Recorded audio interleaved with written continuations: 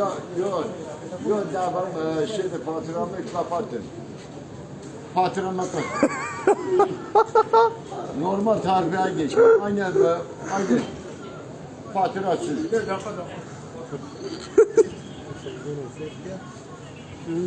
Bir defa da şuna kamera. Ama tamam benim param yok.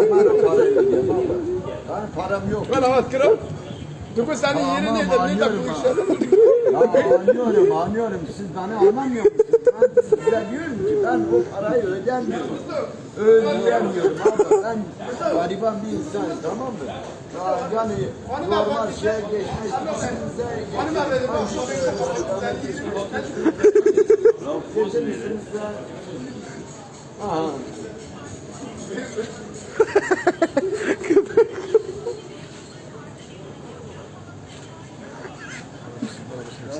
Ben hazır kartı bilmiyorum ablacığım ya, sen beni anlamıyor musun ya?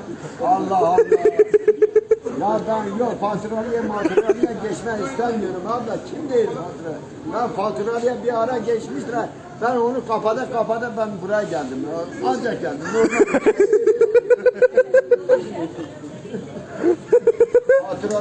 Faturasız olsun. Normal. Ya yazı.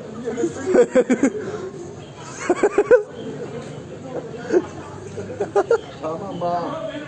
Şimdi ocadan olacak. Bakıyorsun. Tamam onu mümkünse silin abi. Tamam mı?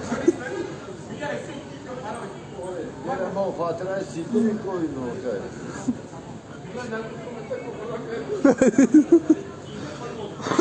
Ama ablacığım bu sahtekarlığa biliyorlar, sahtekarlığa. Ya bir sürü insan bize bakıyor. Ablacığım ayıp diye bir şey var ya. Ayıp diye bir şey var ya. Böyle sizin adınıza da layık değil. Kimseler de layık değil ya.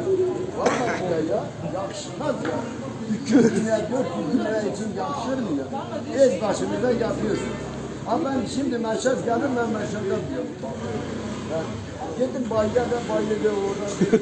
Ben bayiye olmuyor. Bu numarayı ara, bu numarada. Ha. Ben.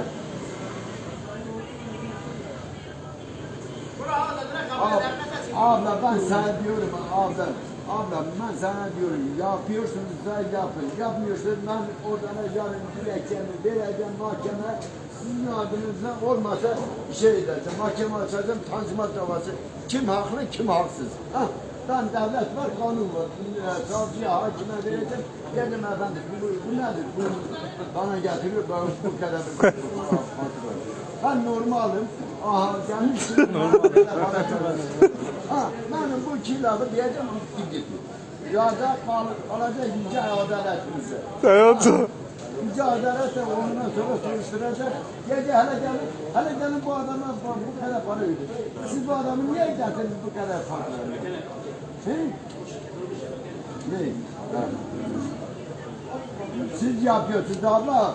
Ablacığım siz yapıyorsunuz. Bunu hiç kimse yapmaz. Tamam mı? Hayatım.